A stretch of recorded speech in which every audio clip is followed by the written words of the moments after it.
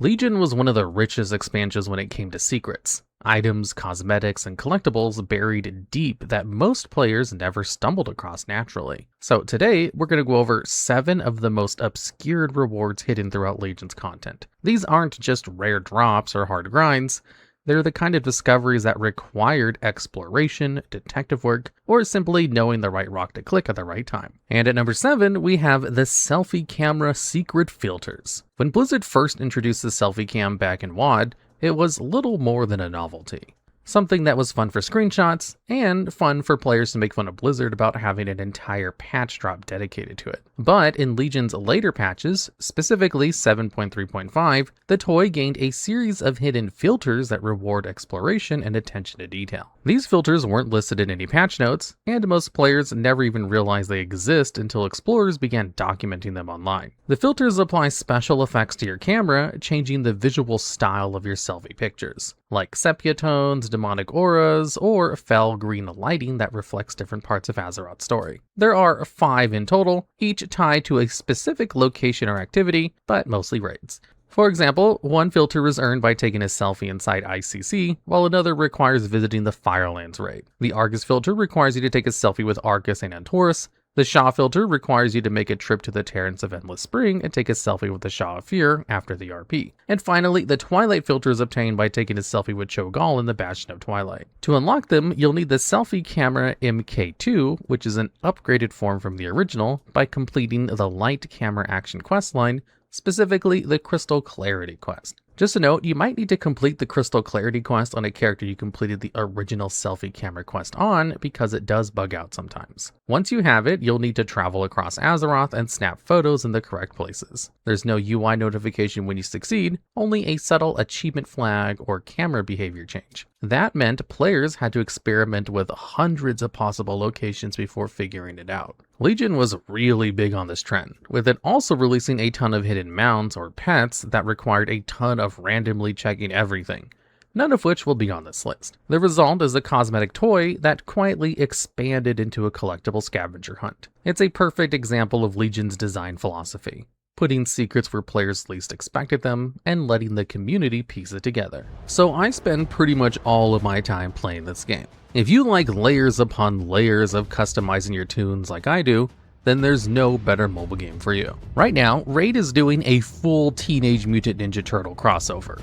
Leonardo, Donatello, Raphael, Michelangelo, April, and even Shredder are all in the game. There's also a Michelangelo Chase event where players can earn him by just logging in for 7 days. It's a really nostalgic crossover that fits surprisingly well with the game style. I've been playing Raid for a while now, and my favorite champion is Ishiyama. He's an HP-based champion who automatically counterattacks whenever he's hit under a debuff, which lets him tank and deal a lot of damage at the same time.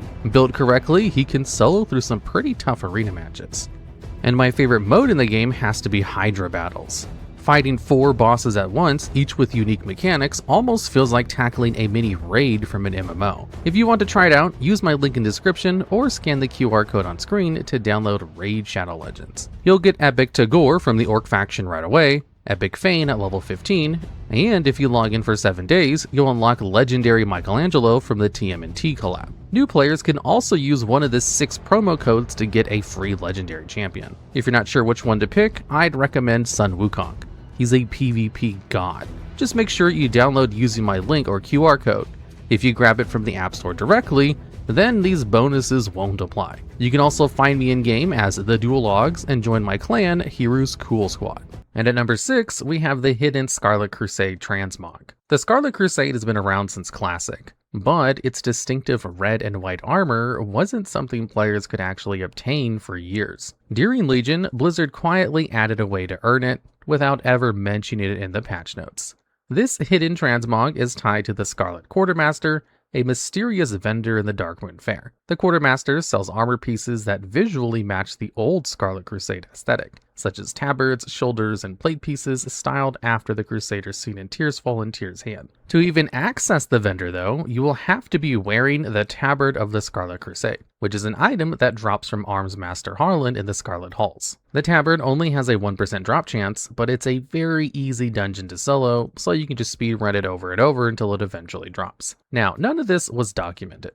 The only way to know was through data mining or word of mouth from collectors who happened to stumble upon it, or from the mountains of YouTube videos made about the discovery at the time. The Transmog became one of the few ways to look like a Scarlet Zealot, without using legacy gear that had been removed years prior. The Scarlet Crusade Transmog is class locked on who can buy them. To buy the male set, you will need to get the tabard on an Evoker, Hunter, or Shaman. And for the plate set, you need to buy it on a Warrior, Paladin, or Death Knight. So you need to farm the tabard at least twice to get the full set. And at number 5, we have the Blackened Defias armor and Artful dodging. Hidden rogue transmog sets. While most hidden items in Legions were collectibles or mounts, some of the most interesting ones were class-specific transmogs. Rogues in particular received 2 secret cosmetic sets that tied back to their class identity, the Blackened Defias armor and the Artful dodging set. The Blackened Defias armor is an updated version of the old Defias gear, which was removed in Cataclysm and not re-added until the War Within. They made it available through a secret Legion quest line that was hidden. To begin with, you must respec into Outlaw Rogues specifically, and bring along a Green Wing Macaw battle pet, either from the auction house or dropped in the same dungeon. Once you enter the Dead Mines on normal difficulty, clear your way to the Ironclad Cove,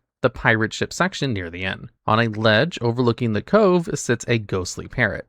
Stand beside it and simply summon your Green Wing Macaw. Doing so triggers a hidden extra action button called Grappling Hook. Click it and your rogue swings up to a secret platform that most players never even noticed exist. Waiting there is Captain Bramblebeard, a spectral pirate who offers the unlisted quest Dead Mines Sea in Red. His request is simple but time-consuming. Collect 100 bloody Defias bandanas from Defias mobs throughout the dungeon. If you've already cleared too far, simply exit and reset the instance to farm them efficiently. After gathering all 100, return to the ghostly captain and turn them in to receive the ensemble Blackened Defias armor, unlocking the full Defias theme appearance account-wide. The second set, Artful dodging, is a hidden rogue-only transmog in the Rogue Order Hall. 3 of the pieces, the shoulders, vest, and gloves of Artful dodging, can be purchased directly from Genry, the rogue vendor inside the Hall of Shadows, for gold once your order hall is established. The mask and boots of Artful dodging, however, come from the Vault,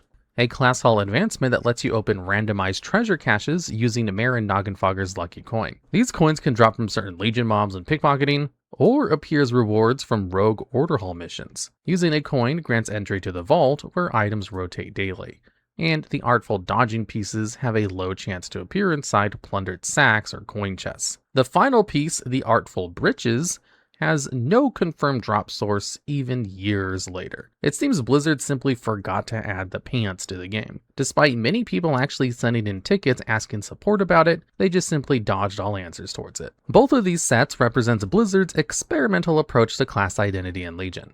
Instead of flashy raid appearances, they embedded class-specific secrets that rewarded roleplay and exploration. And at number 4, we have the Dark Ranger's hood.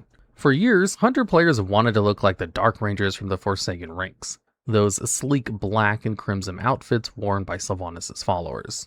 During Legion, Blizzard quietly slipped away to get that look into the Hunter class order hall, but never explained how to trigger it. To begin, you need to head into the lodge and find an unassuming NPC named Death Hunter Morgoth. Most players probably ignored him since he blended in with the other hunters, but interacting with him will reveal a hidden dialogue option, including a mysterious shop where he sold items like black roses. Buying 13 black roses was the first step in this hidden mission. These weren't trinkets or crafting materials, they were a gift. Next, you had to locate Dark Ranger Velenora, another NPC roaming the lodge. Handing her all 13 roses unlocked a unique response chain and quietly progressed a hidden flag. After doing so, returning to Morgoth and speaking with him again unlocked a new piece of dialogue referencing Velenora's memento. Once that was done, talking to Velenora one final time triggered the hidden quest, Dark Memento. The short quest involved delivering Velenora's spare hood, a token of loyalty, back to Morgoth. When you completed it, his inventory permanently expanded, allowing you to purchase the Dark Ranger's hood directly from him. This entire sequence has no quest markers, no UI prompts, and no achievements tied to it. Just a series of small personal interactions between 2 NPCs quietly exchanging tokens of memory and loss. And at number 3, we have the Vial of Green Goo. The Vial of Green Goo is one of Legion's strangest hidden toys, obtained from an unlisted secret boss added to Nomergon randomly. The NPC in question, Engineer Omegaplug, wasn't tied to any questline or event. He simply appeared as a hidden encounter at the end of the dungeon once players interacted with a very specific console. The toy itself doesn't grant any power. It's a vanity item that coats your character in bright green slime for a short time, a homage to Nomergon's toxic atmosphere. To summon Omega Plug, you first had to reach the final boss room, kill the final boss, then click on a small red button that says push me. Once you kill the secret boss, the toy drops for everyone in your group through personal loot. But be warned, this boss scales to the max level of the current expansion. So even though this secret was added in Legion, you're going to still need a full party to take this secret boss down, even though the rest of the dungeon can be done in the low level normal mode. Thematically, the Vial of Green Goo reinforces the idea that hidden didn't have to mean complicated riddles. Sometimes it was as simple as rewarding players for exploring a forgotten corner of the game. And at number 2, we have Shawn's glowing diamond ring. This entry isn't about stats or power, it's a quiet, personal secret placed in the world as a tribute. Shawn's glowing diamond ring is a cosmetic ring with a faint sparkle effect, earned through a one-off interaction with a single NPC named Shawn. The ring is a vanity piece that adds a subtle diamond-like glow to your character's hand. There's no achievement pop-up or quest chain, just a short dialogue that leads to the keepsake and a hidden trigger. To get the ring, you have to go to Outland Negran, fly to the floating rock just south of Forge Camp Fear. A waypoint will be put on screen by my editor. You'll find Shawn standing alone on the platform. Target him and use the /wave emote. This opens the hidden dialogue. He says he's been dreaming about a partner who can adventure with him across Azeroth and Draenor. When prompted, avoid the option that ends the conversation. Instead, choose "I've had the same dreams about you." Then select the ... to progress through his lines until he kneels and asks the question. Simply choose the option yes, and Shawn gives you the item Glowing Diamond Ring, a ring for Adventure Ring. And that's it. The moment ends and you keep the ring. This is a direct nod to a real Blizzard employee and a proposal story. It's easy to miss, permanently missable only in the sense that you may never think to visit that rock or try an emote there. And at the top of this list is one of Legion's most ambitious hidden items, the Underlight Angler, a full-fledged artifact weapon exclusive to fishers. Unlike every other artifact weapon in the game, this one wasn't given to you through a class haul or a leveling story. You had to find it, and more importantly, earn it through one of the most involved profession quest lines Blizzard ever designed. The Underlight Angler is a fishing pole imbued with artifact level powers. It can grant abilities like walking on water, breathing underwater, and even transforming your appearance when in aquatic zones. But none of this was documented in-game when it first appeared. Players had to uncover the chain organically through hints, data mined clues, and a shared effort from the fishing community.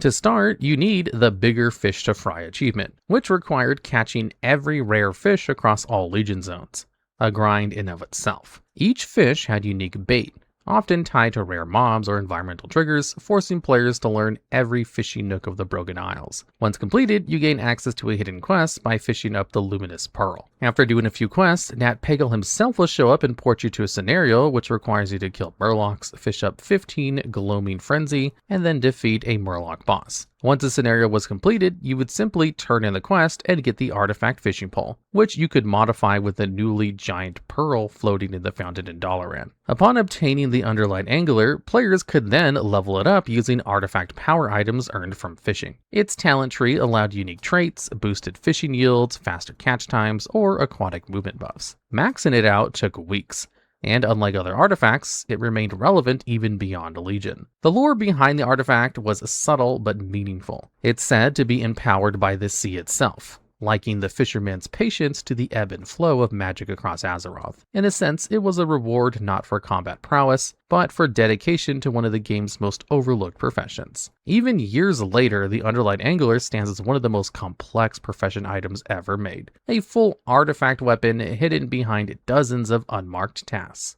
And once again, use my link or scan the QR code to start playing Raid Shadow Legends and claim your free TMNT Champions.